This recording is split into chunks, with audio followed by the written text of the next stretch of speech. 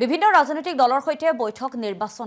নিৰ্বাচন আয়োগক সাক্ষাৎ AIDFৰ প্ৰতিনিধি দলৰ ভোটাৰ তালিকাৰ পৰা কৰ্তন হোৱা সকলৰ নাম অন্তৰ্ভুক্তৰ দাবী উত্থাপন কৰিছে AIDFে আৰু বিহুৰ পাছত নিৰ্বাচন পতাৰ পৰামৰ্শ AIDFৰ 17 আৰু 18 এপ্ৰিলত নিৰ্বাচন পতাৰ পৰামৰ্শ দিছে AIUDFে আনহাতে বিহুৰ পূৰ্বে নিৰ্বাচন অনুষ্ঠিত কৰাৰ পৰামৰ্শ আগবঢ়াইছে অগপই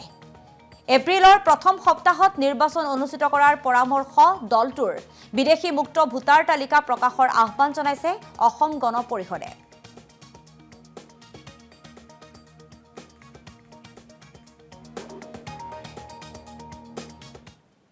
আজি আমাৰ মুখ্য নিৰ্বাচনী আয়োগৰ লগত যিখন বৈঠক হৈছিল আমি AIDFৰ ফালৰ পৰা আমাৰ জ্যেষ্ঠ উপসভাপতি আৱাল মজিদ ডাঙৰীয়া মই আৰু আমাৰ জ্যেষ্ঠ সাধাৰণ সম্পাদক হেডকোৱাৰ্টাৰ সিদ্দিক আলী ঠাকুৰীয়া আমি তিনিজনে দলক প্ৰতিনিধিত্ব কৰোঁ আমাৰ প্ৰধানকৈ আমি এখন মেমৰেণ্ডাম তেওঁলোকক দিছোঁ আমাৰ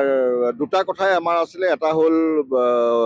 ভোটাৰ লিষ্টত যিখিনি লোকক উচ্ছেদেই হওক গৰাখহনীয়াই হওক যিখিনি লোকৰ নাম বাদ পৰিছে তেওঁলোকৰ আচল যি কাৰণ বাদ পৰাখিনি কাৰণটো দিব লাগে আৰু কোনো এজন ইলিজিবল ভোটাৰ যাতে এই নিৰ্বাচনত ভোটাধিকাৰৰ পৰা বঞ্চিত নহয় সেইকাৰণে ব্যৱস্থা ল'ব লাগে আমি তেনেকুৱা 6-7টা আমি তেওঁলোকক আমাৰ ফালৰ পৰা পইণ্ট দিছোঁ আৰু তাৰপিছত এইখিনি কৰোঁতে যিহেতু সময় ল'ব সেইকাৰণে আমাৰ নিৰ্বাচনৰ যিটো সময় সেই সময়টো আমি বিহুৰ পিছত বিচাৰিছোঁ বহাগ বিহুৰ পিছত আৰু তেওঁলোকে আমাক সুধিছিল বহাগ বিহুৰ পিছত কোনটো তাৰিখ হ'লে চবতকৈ ভাল হ'ব তেতিয়া আমি কৈছোঁ বহাগ বিহুৰ পিছত 17 বা 18 পৰা আৰম্ভ কৰি পিছত এপ্ৰিলৰ বহাগ বিহুৰ পিছত 17-18 পৰা আৰম্ভ কৰি first phase second phase third phase যেনেকৈ কৰে আমাৰ ফেজ লৈ AIDFৰ কোনো অসুবিধা নাই আৰু যিহেতু আমাৰ যিটো ডিমাণ্ড এই গোটেই ডিমাণ্ডটো হৈ গ'ল এজনো যাতে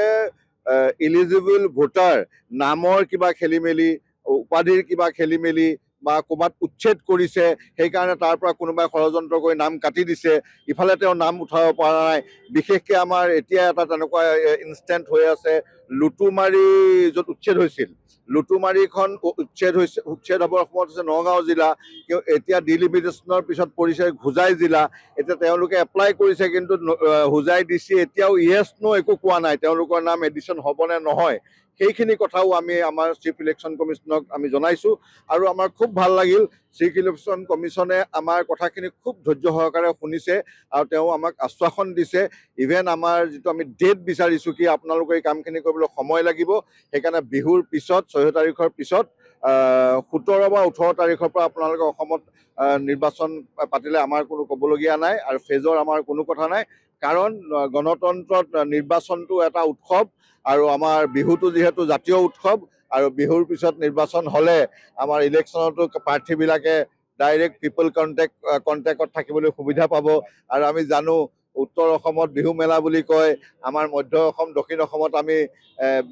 বিহু উদযাপন বুলি কওঁ আৰু এই কমিটিসমূহেও ভাল পাব তেওঁলোকে যিবিলাকে বিহু উদযাপন কৰে বিহু মেলা আয়োজন কৰে আৰু আমাৰ যিসকল শিল্পী আছে সৰুৰ পৰা ডাঙৰ সকলো শিল্পী যিহেতু বিহুত জড়িত হৈ থাকে আৰু বিহু আৰু ইলেকশ্যন যদি সমানে চলি থাকে তেতিয়াহ'লে আমাৰ বিহু উদযাপন সমিতি বিহু মেলা সমিতিখিনিৰো সুবিধা হ'ব মুখ্য নিৰ্বাচনী আয়ুক্ত